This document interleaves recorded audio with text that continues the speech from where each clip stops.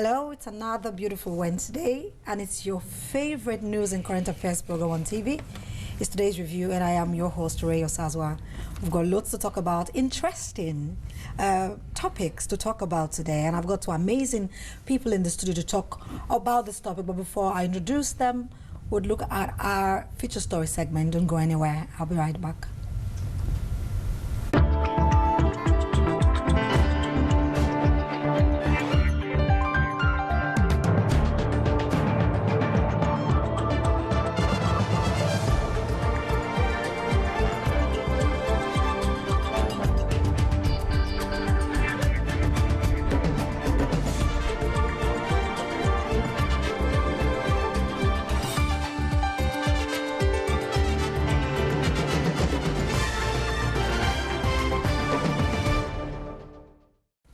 Welcome back. Like I said, I've got two amazing guests in the studio with me today. And to my immediate left, I've got Irene. Irene is a television producer with Love World Television. Hello, Irene. Nice to meet you. Thank you. And my usual, Stella. Hi, Ray. Hello. Good to have you. Great to be here. We've got loads and loads of interesting stuff to talk about today. But before we do, like we do on the program on Wednesdays, we have our today's review reporter Fiona, who would take the front page headlines. Hello, Fiona. Hello, Ray. We've got some very interesting stories on the front page headlines today. On the Daily Mirror, we've got David Beckham and the Alton Towers heroes. And right below it, it's New Old Labour.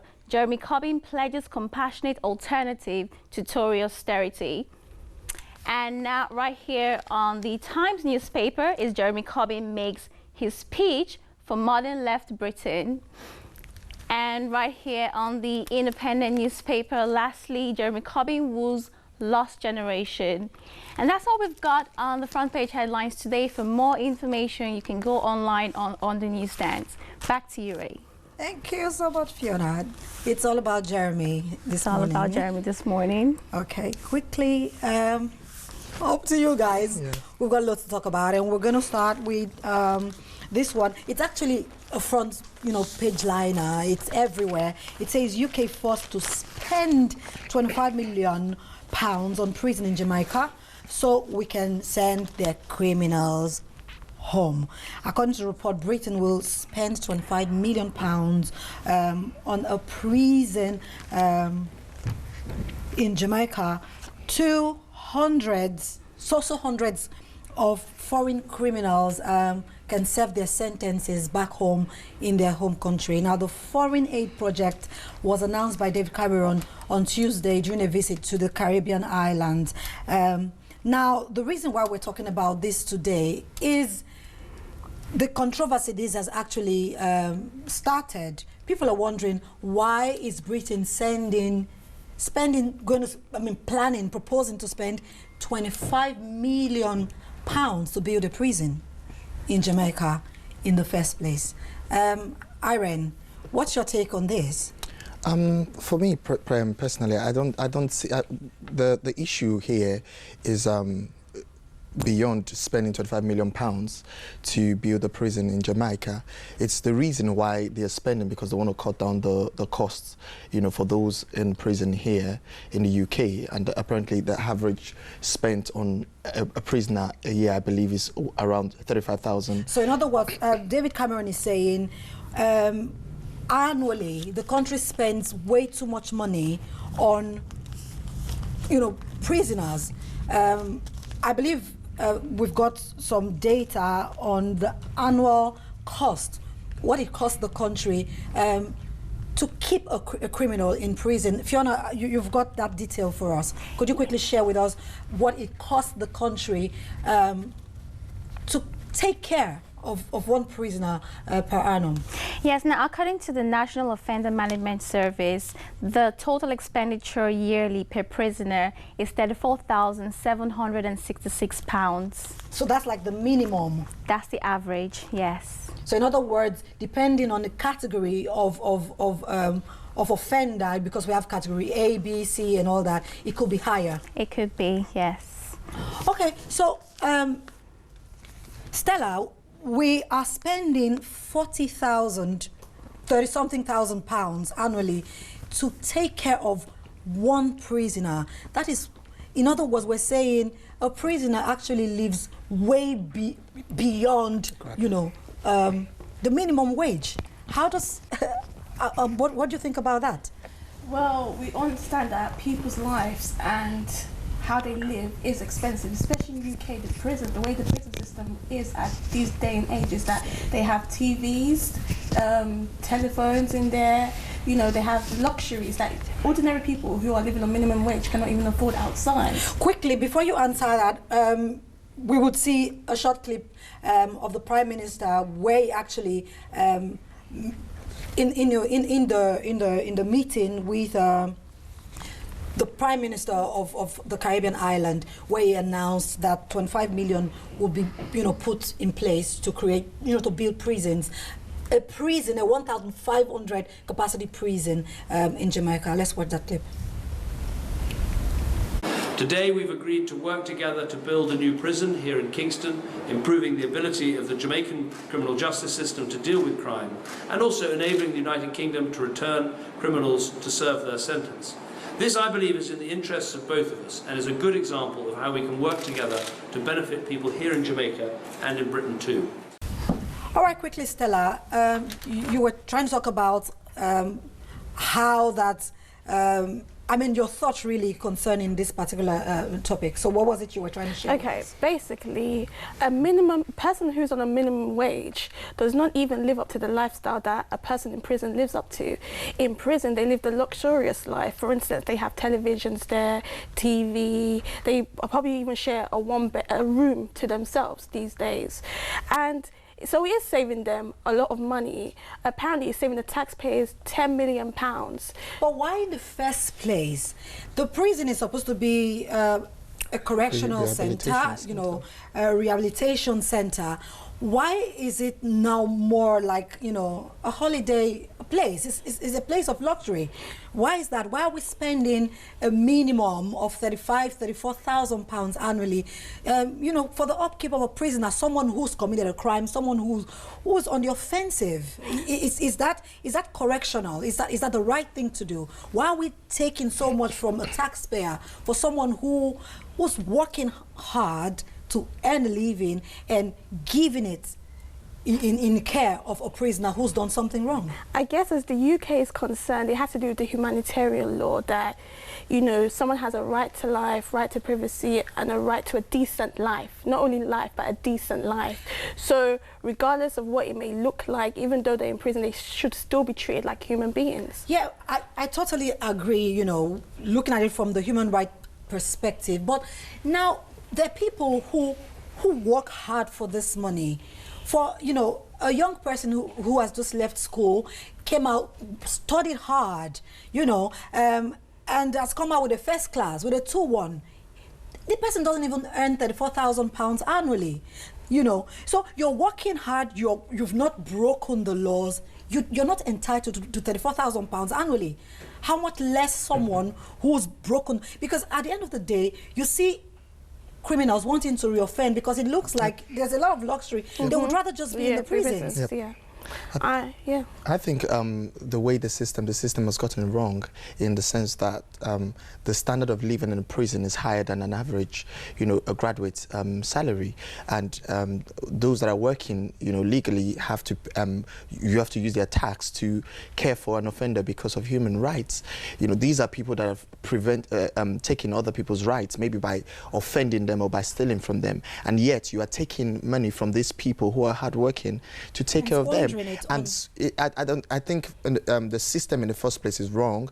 If they didn't spend that much money on prisoners, they wouldn't be planning, thinking of spending another 25 million to cut down that budget. It's wrong from the onset, which is spending that amount of money on a prisoner. You know, I think it would make, if you go out, for example, if a prisoner goes out of prison and finds the life out here much more difficult, you're working to earn maybe 25,000 a year, and you're in prison doing nothing, and they spend over 35,000 for you, you would want to go back to prison, because it's like, why should I come out and even try you know, when I can get it lawful, all when I can stay in prison and have fun? Obviously, I agree with you. You've heard of cases where people have reoffended just to go back into prison because of the lifestyle they can live in there. It's a community in there. Yeah. You know, they've got the television. That's another word created. Is a very perfect word for them. Why? Because you have relationships, you have friends, you have television, it's a community. So at the end of the day, it's really not correctional. It's not. It's not. So in other words, are you saying that this is one of those plans gone wrong? Because the Prime Minister is looking at, you know, by 2020, over 600 criminals from Jamaica would have been returned home, which would be costing the country so much less. But we're looking at it from the angle that, in the first place, the country has no business, you know, spending almost £40,000 annually. I think it's a correction measure. They've realized that they've gotten it wrong from the onset, and this is the next step to take to rectify it. Yes, from here now, if you look at it from this point, it looks right, but why did we get to this? Why did we get to this point? So it's a correction measure, not actually a solution. It's a correction measure to the errors I believe they've made. Yeah, but they can also recorrect the system of prisons on how they spend, where they need to cut. At the end of the day, they're cutting from other places. Why not cut down from the prisons? Okay. Quickly we move on. There's so much more to talk about. We're looking next at outrage as royal claims animals have no rights because they don't pay taxes. According to this report, Princess Michael of Kent, who happens to be married to the cousin of the Queen, has come out to say that animals, you know, we hear so much about animal rights, you know, and she says there's nothing like animal rights, because animals don't pay taxes, animals can vote.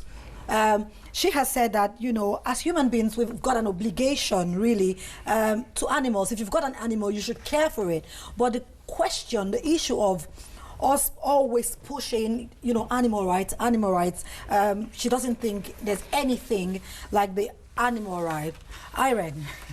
I think the generic idea of when it comes to animal is there are two positions to this, which is animal rights position and the animal welfare position, and they differ a little bit with regards to their views. And for the animal rights believes that humans don't have the rights to even slaughter any form of animal, but the animal welfare looks at it in a way where, like she said, and I think that's the angle she's taking it from. Yes, animals don't have rights, but it's our obligation to treat them nicely. As you know, it's left to us to treat them in a way that is not cruel, you know, but giving them the rights. And rights varies. You have rights to life. You have rights to choose. You have the right, you know, to vote. So if you talk about animal rights, what exactly is the right given to an animal? You know, does it mean that they have the same rights as the human rights? So even talking about animal rights, you have to define that in its context, because you have rights for everything. So if you give it a generic meaning, I don't think there's a generic meaning for rights in a sense that cuts through every form of life. So if you give speaking about animal rights, you have to define specifically what you mean. She was actually blasted, you know, by the animal campaign group, PETA, P-E-T-A. They said outrightly that what her statement had reflected, you know, her ignorance of the issue concerning the fundamental rights of animals. So what we want to get out here, what is the Stella, what is the fundamental animal rights about? Okay, first of all, I have to say this. Section 9 of the Animals Welfare Act states that a person should take reasonable steps to look after an animal. But if you're talking about animal rights, just like Irene said, where does it start? Where does it end from? Where's the limitations at the end of the day? Because you have chickens that you eat, you have pigs, you know, all sorts of animals. Are these part of the animal rights? Or are you just talking about dogs, cats? You have to be specific in terms of the fundamental rights. And when you talk about dog rights, what exactly are you talking about, Referring to. what exactly are you pinpointing at? So it's about being clear on animal rights, if we are to have any animal rights at all. You know, the animal campaign group, they actually did say that if she is saying that what constitutes, you know, fundamental rights is the ability to vote, to pay taxes, you know, they are asking, do children vote? Do children pay taxes? So if you're saying that animals don't have rights because they can't vote and they don't pay taxes, the same applies to children. So in other words, you're saying children also don't have rights. That's why I spoke about the several categories of rights, right? You have the rights to vote, you have the rights to work, you know, you have states' rights, and you have different kinds of rights. So the rights that the society gives to you as a result of the ability to vote, the ability to paying taxes, is different from every other form of rights. They have freedom of expression. You know, there are different types of rights. So Stella, how does this apply now when we're talking about animals? I have to say, how could you compare a child to an animal in the first place? A child is a human being, you know, who has a right to life regardless, and who has rights. Are you saying that an animal doesn't have automatically? No, they would that come automatically with a child. A child automatically has rights, but an animal, to now compare them together, it's not. You know, it doesn't really make sense to compare them. So in other words, you are saying that the princess, she's actually made sense from the animal welfare. But again, I don't agree with her in the sense that maybe she's that they don't have rights per se, but they do have right to love. You know, you can love your animal. No, but she should did have say a right that. to love them. She clearly said that as a human being, you've got an obligation to an animal. If you've got a pet, if you've got you know, animals that are with you, you've got an obligation to take care of them. But you know, in the Western world, you hear a lot about animal rights. You can't do this to the animal. You can't treat the animal this way. You can't do that to the animal. She's saying the animal has no rights in that context. Yep. You know, we've got to talk about the PTA. They are animal lovers, and previously they've already had an argument before over when Princess Mikhail said that she loves fur coats. So, you know, it could be another alternative to bring up an argument with her, another debate. That's why we're seeing this. So final word on this topic, Irene. I think she's more of the animal welfare. She's taking that angle, which means we are obligated to take care of our animals. But that doesn't give us, the fact that animals don't have rights does not give us the right to mistreat them. You know, so you don't have to label a right upon something for us humans to treat them treat them properly. Yeah. Thank you. You're welcome. We're moving on, and we're looking at something that happened over the weekend. Now, the Believers Love World Zone 2 had a fantastic, amazing meeting over the weekend. It was actually a youth conference, and the pastor of the Believers Love World Zone 2, UK Zone 2, actually came into the meeting in a grand style, you know, gliding in a hoverboard. Now, I thought that was really beautiful, but obviously, various people have various thoughts to this grand entrance. Irene, what did you think about this? First of all, saying that is not something that is common or something you would see every day, especially when you call it church. First of all, I will clarify that that wasn't a church service. It was the program held on a Saturday, and it was strategically targeted towards the youth.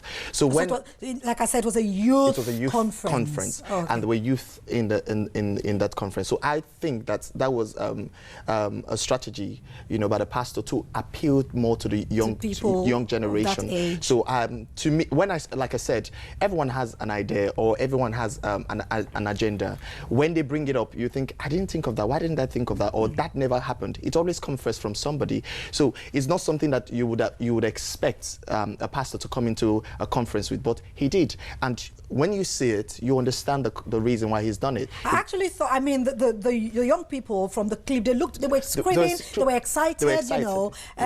Stella, did you think that was phenomenal? Yeah, I thought it was amazing. You know, as we all know, that Believers Love World Nation, they always set the trend for everything, and afterwards we see everybody else follow. So what, you know, he did was amazing, you know, being on the hoverboard. At the end of the day, he was dealing with young people. And if you want them to be able to relate with you, you have to learn to relate to them. So, I would say, you know, sometimes, you know, when you look at pastors, you know, we tend to put them in a high pedestal, you know, because of their work, and you think, oh, a pastor does not do this, a pastor does not do that, you know.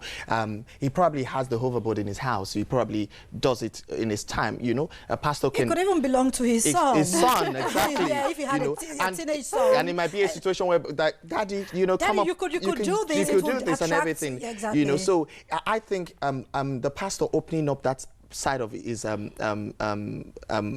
I say relationship to the church. It's good to say, you know, we are connecting, you know. I'm not too high up there to ride on a hoverboard, you know. So I can come down to your level and relate to you, you know.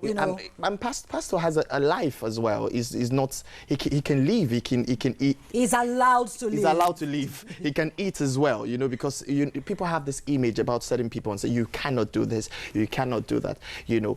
As a Christian, you shouldn't do this. As a Christian, you shouldn't do that. I don't see anything wrong with riding or gliding on a hoverboard, you know, especially for the type of meeting it is. It was a youth conference, and it was his own way of communicating to the youth and say, you know what, I want to be a youth. I want to be like he is a youth. Of course. The Bible says that our youth is renewed day by day. So it was a way of identifying with the audience, the program, and the program, and what the program actually stands for. Yeah.